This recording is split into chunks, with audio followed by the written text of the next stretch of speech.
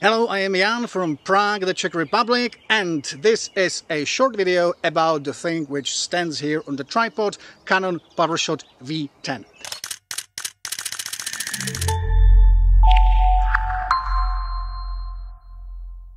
Why am I holding my smartphone? Because I am checking if the footage is perfect. I can set some parameters here, and of course I can double check if I really look as I want to. And as we will see in this video, there might be several very different usages of that little thing. But for me, this one is just amazing, because it gives me a chance to control my footage, to work very effectively and create videos without much hassle. So, let's see what might be useful for you. Let us sum it all up. Please do know that this is not a professional tool. This is a sort of very interesting toy, so to say, which might have some really interesting usage. It's really small. It's actually, I guess, smaller than you think when you've seen these the photos of it. And it can easily be hidden in your pocket. It measures just something like 6.5 to 9 centimeters. And as you can see, I was carrying this in this little small case on my bicycle, and it worked great. And so that is one of the really key points. You can just have it anywhere you wish. One important thing, if you just look at these photos, you see not only the camera as such, but also its case. You know, these little things are just protecting it mechanically and also giving you, a chance to mount it on some more sophisticated tripod.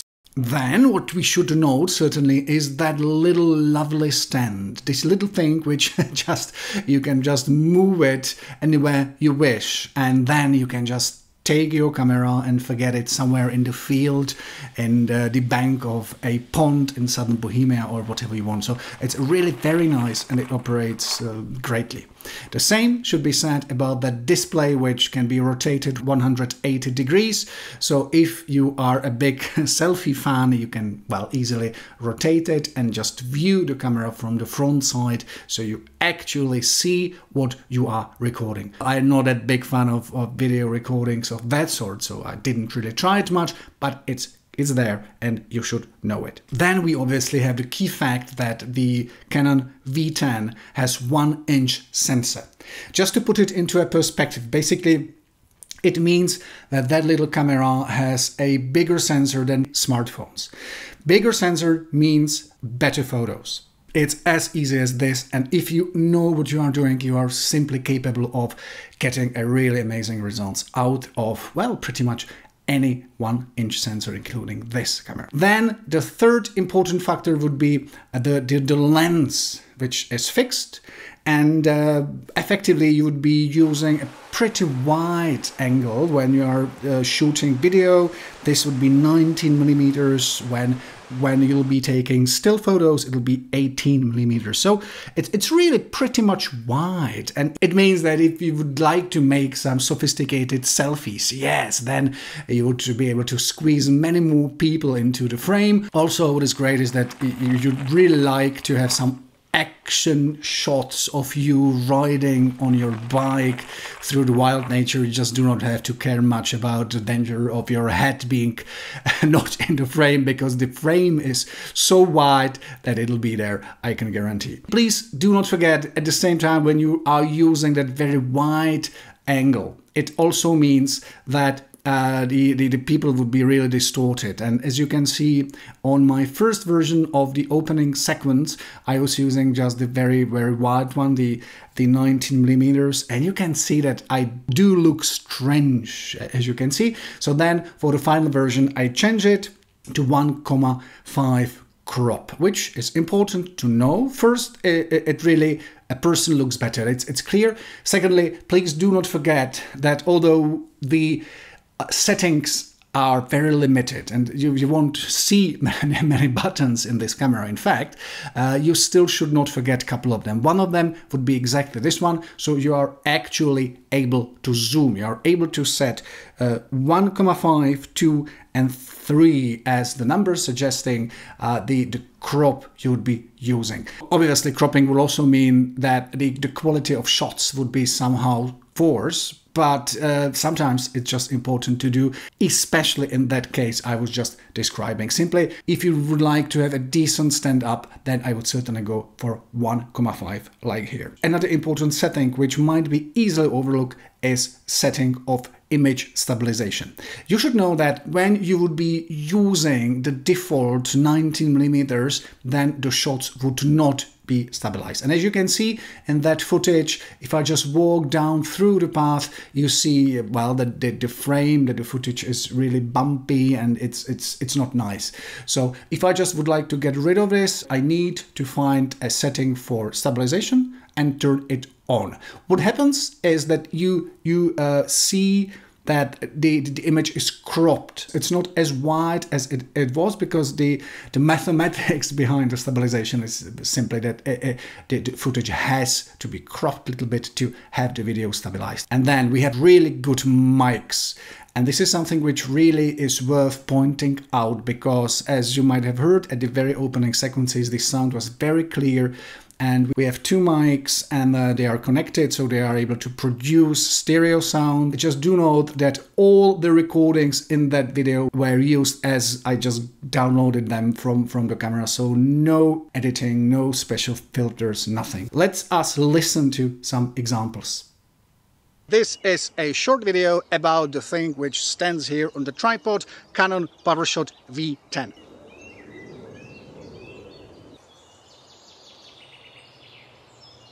And then we have the charm of connecting this camera to your mobile phone. Again, this is not something really special, but when you use it as I did in combination with creating really nice stand-ups, it does really work. So you just connect it, and you can do pretty much whatever you want. You can set a lot of settings, as you'll see in a couple of minutes, and you are the master of the camera, even outside without your home Wi-Fi network. And the camera can handle a lot of situations by itself. You can again see in this example, I just turn it on and the focusing is able to follow me and produce a very decent footage without me doing anything. What would be the summary of the usage of that camera? I think, for me at least, there are two principal areas. One would be, well, typically all these action shots and, you know, people in woods and bicycle in woods and parties with a lot of people squeezed in the frame. Yes, that certainly makes sense. And then, as I have mentioned, and as you have seen, for me, it would really be tempting to use this camera for recording of my online courses and YouTube videos. It really reduces a lot of issues, because, well, I can just turn the camera on and control it via my smartphone. And now let me just go through a couple of photos. Yes, I know this is a camera, but as you probably noticed, I am a photographer and I'm not really good at cameras. So I really did find some time to test what you can see here. It means to see what sort of photos can we dig out of the Canon V10. It should be stressed, though, that of course taking photos is just a really thing which can't be really set properly, and you are just doomed to press the button and expect that you'll get something out of the camera. You can't really set many things, so do not expect anything really deep, anything really complicated. But on the other hand, if you just see details here, they are quite impressive. And again, we can see this as a good example of the power of 1-inch sensor. By the way, this camera also has a macro mode, and it's been used here. What should be stressed, though, is that one of the big advantages of this camera is also a sort of disadvantage. I mean, the size of it means that a small size of camera means also small size of the display, and especially during sunshine you can't really see much, and it's sometimes quite hard to make a photo sharp because it requires a certain level of experience. But the main point is, if you go and get used to it, the results might be really good. And then here I was just doing some shots during my bike expedition to southern of Bohemia, and of course you can see once more the power of 1-inch sensor in an interesting area, and the power of the simple fact that you are just able to squeeze a lot of information into one frame, and I was really quite satisfied with that footage. Again, you should really try to seek locations and shots and opportunities which have a nice combination of light, composition. Then that 1-inch sensor would really be very helpful. And a couple of nice photos from the depths of forest of southern Bohemia. And last one, a lot of colors and beautiful nature. If you now want to see some more details about how that applications work, here is a short summary of what to expect from it. Right, so let us see briefly what to expect from the level of command we got through the application. So now I am connected to the application and viewing my little wooden studio here.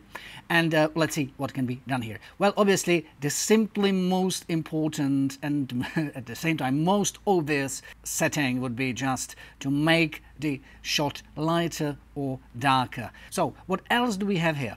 I think what is really important to start with is just that little setting here, which gives you something I would typically not be using much on any other cameras. It means it's digital zoom. As you know, one of the definitions of this camera is that its primary angle is very wide. So quite often it's useful just to admit that the digital zoom is not that bad. Obviously, you should not forget that well, zooming digitally means reducing the quality. But if you just, for instance, stick to that 1,5, you just won't really mess it too much, as you can see here in this detail. Just left to that is the opportunity and the option to change the way in which the camera would be focusing. Then here another quite obvious option to change the quality of footage. Here is white balance. Again, something which is pretty obvious, pretty clear to understand for anybody who has at least something to do with photography or videography, of course. It just gives you a quite important opportunity to change the color of light and generally feeling of the shot. And then here you can set the level of sound. You can either keep it on automatic levels, or you can just, you know, make them less or more intensive, or you can even turn it off, which I just would not obviously do. And then we have two options which I just wouldn't be using much. These are sort of filters where you can set a sort of color feel of your shots. You can see that just by touching these options, you are using a sort of filters to change the feel and look of what you just are recording. And then pretty much the same, if you feel that you want to fiddle with these and other settings, you are obviously free to do so. You might get some interesting results, but again, you know what my advice would be: just be very careful. Now you can obviously ask, but what would be the things we should be careful about? Well, the first thing would be, as I said at the beginning, this is not a professional tool. This is a sort of not really expensive toy which might be used in the ways I have just described. But if you are skillful enough and open enough, I'm sure you can really find some very nice ways how to operate it and how to use it. And yes, if you ask me, the competition with smartphones would always be very tough, because smartphones, and especially high-end smartphones, are really much better equipped for real-time adjustment adjustments of photos and videos. Whereas in that case, it makes much bigger sense just to enjoy the power of 1-inch sensor, especially under good light conditions and in a great environment. So, I do wish you a good luck. I again repeat, this is not a review. I'm not able to compare it to any other cameras of that sort, but I still do hope that you got some impression, and I do hope that, well, you find my video interesting. Good luck and hello from Prague, the Czech Republic.